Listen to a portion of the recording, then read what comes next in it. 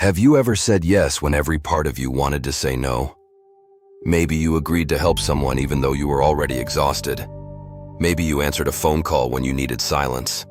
Or perhaps you stayed in a relationship, a conversation, or a situation longer than you wanted to because leaving felt selfish. And when you finally chose yourself, instead of feeling relieved, you felt guilty. You wondered, did I disappoint them? Was I too cold? Am I becoming a selfish person? Why can taking care of ourselves feel like we are doing something wrong? The answer often begins with how we learn to understand love, responsibility, and goodness. Many people grow up believing that being a good person means being available, helpful, patient, and easy to be around. They may receive praise for being quiet, cooperative, or considerate. They learn that other people feel comfortable when they do not ask for too much. Over time, this can create a powerful belief.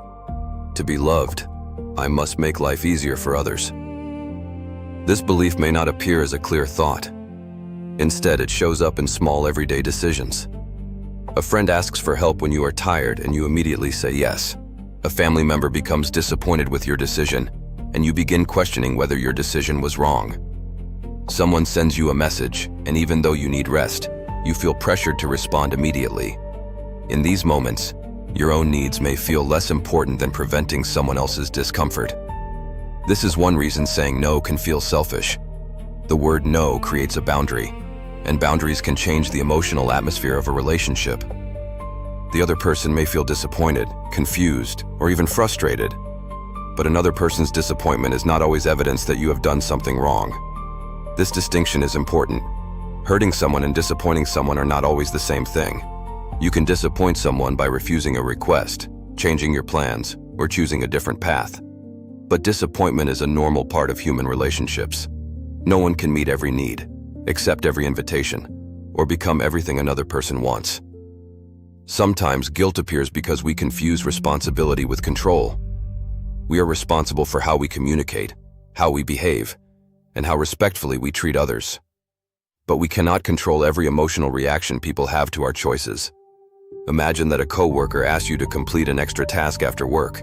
You are already overwhelmed, so you politely say, "I'm sorry, but I don't have the capacity to take this on today." Your coworker may be disappointed. They may even become slightly distant. If you are used to taking responsibility for other people's emotions, their reaction may feel unbearable. You may think, "I should have agreed. Now they're upset because of me." But their disappointment does not automatically make your boundary unkind. It may simply mean that your limit prevented them from receiving what they wanted. Healthy boundaries are often misunderstood because they do not always feel warm in the moment. Sometimes they create temporary discomfort, but their purpose is not to punish or reject another person. A boundary communicates where your emotional, physical, or mental limits are. It says, "I care about you, but I also need rest.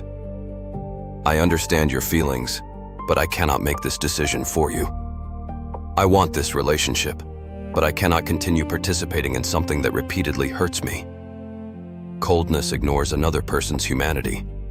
A healthy boundary recognizes both their humanity and your own. The guilt of choosing yourself can also be connected to fear. You may fear that people will leave if you stop being useful. You may fear that love will disappear when you become less accommodating. You may fear that others only value you because of what you provide. When this fear is strong, saying yes becomes more than an act of kindness.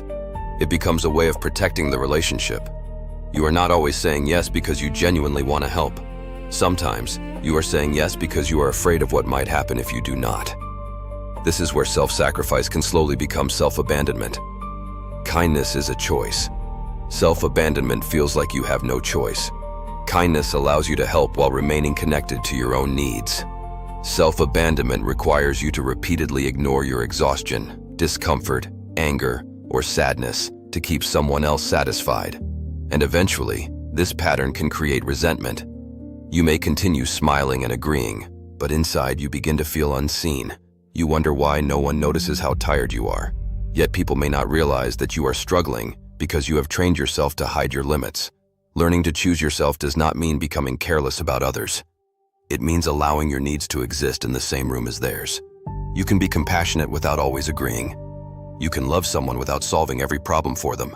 You can care about their disappointment without treating it as proof that you have failed. At first, setting boundaries may still feel guilty. This is normal.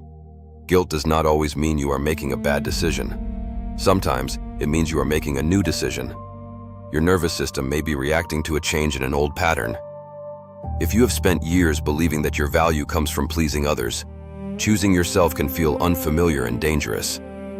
But unfamiliar does not mean wrong. Before automatically saying yes, you can pause and ask yourself, do I truly want to do this? Do I have the emotional or physical capacity? Am I agreeing from kindness or from fear? You do not need to answer immediately. A simple sentence such as, "Let me think about it," can create enough space for an honest decision. And when you say no, you do not always need a long explanation. A respectful boundary can be simple. I'm not able to do that today. I need some time for myself.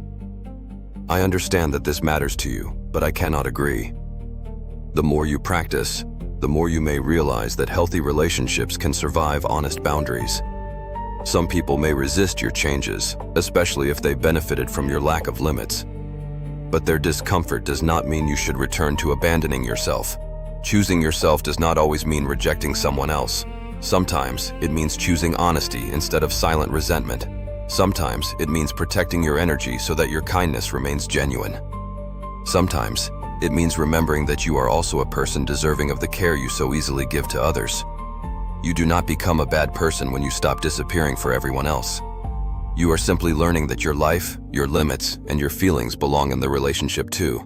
And perhaps choosing yourself is not the end of love. Perhaps it is the moment you finally learn to include yourself in it.